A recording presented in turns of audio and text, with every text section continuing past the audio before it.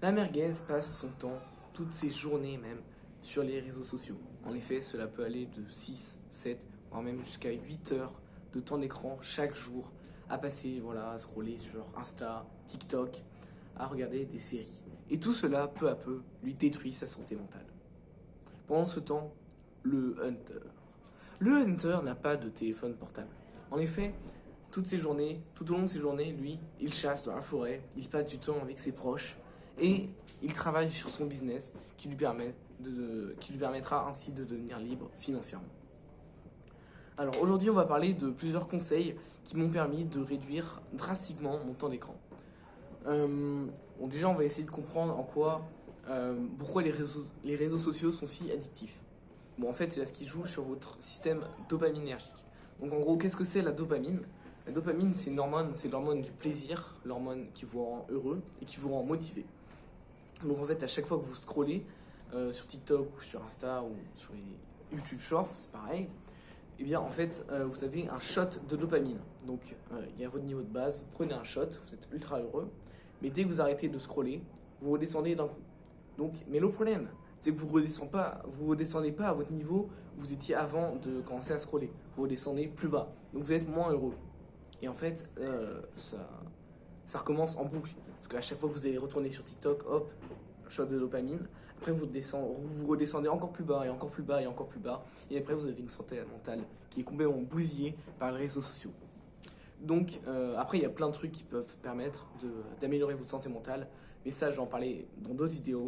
Et d'ailleurs, j'en parle aussi dans mes anciennes vidéos. Donc voilà, c'est comme ça que marchent en fait les formats courts comme les YouTube Shorts, les Reels et les TikTok.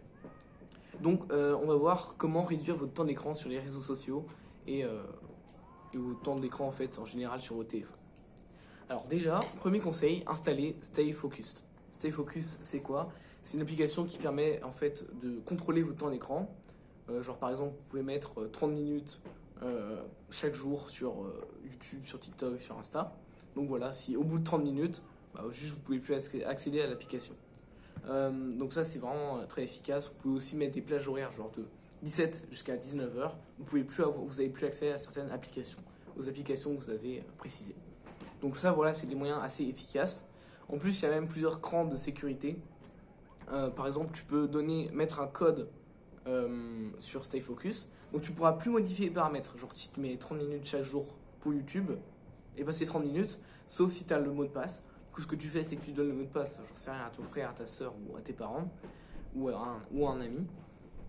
Et du coup, c'est lui qui a le mot de passe. Et du coup, si tu veux, si tu as passé 30 minutes sur YouTube et que tu veux recontinuer à l'étude, tu vas être obligé d'appeler la personne, lui demander de modifier le mot de passe. Mais si tu n'as pas une vraie raison, si ta raison c'est juste j'ai juste envie de scroller sur TikTok, la personne ne va pas te le donner. Et donc, ça va permettre de mettre beaucoup de friction finalement entre toi et les réseaux sociaux. Et ça va permettre voilà, de réduire drastiquement ton temps d'écran. Donc ça, c'est la première étape. La première étape, c'est ça. C'est du coup, tu as bien réduit ton temps d'écran maintenant grâce à ces techniques, grâce à Stay Focus.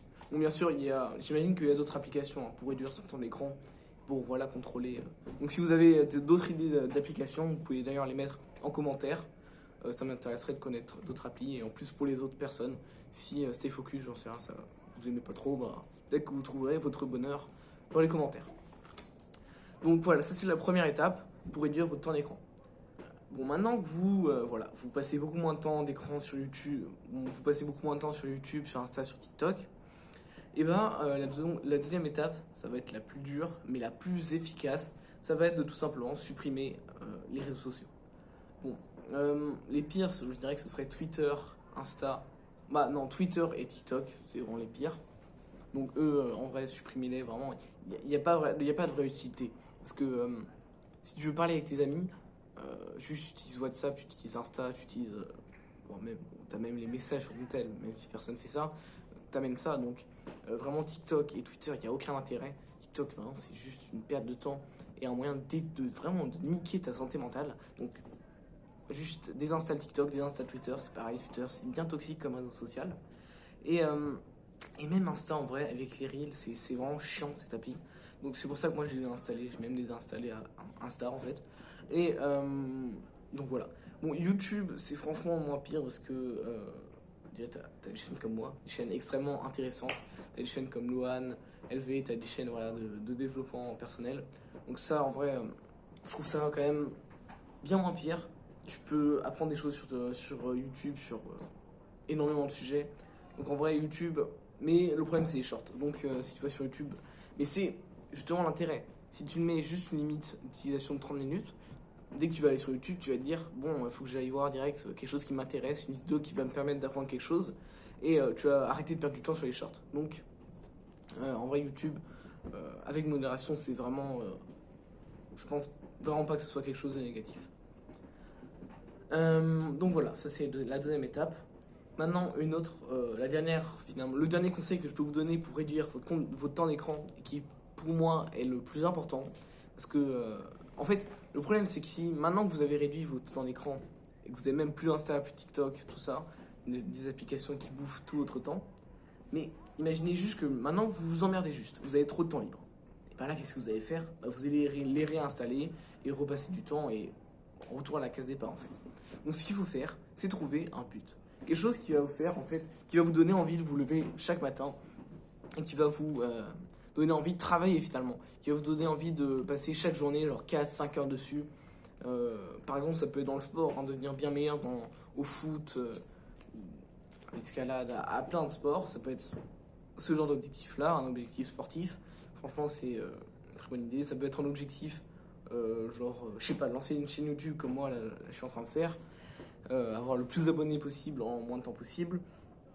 Ça peut être devenir bien meilleur dans un instrument de musique. Instrument de musique, d'ailleurs, ouais, ça je trouve que c'est une très bonne idée d'en commencer un.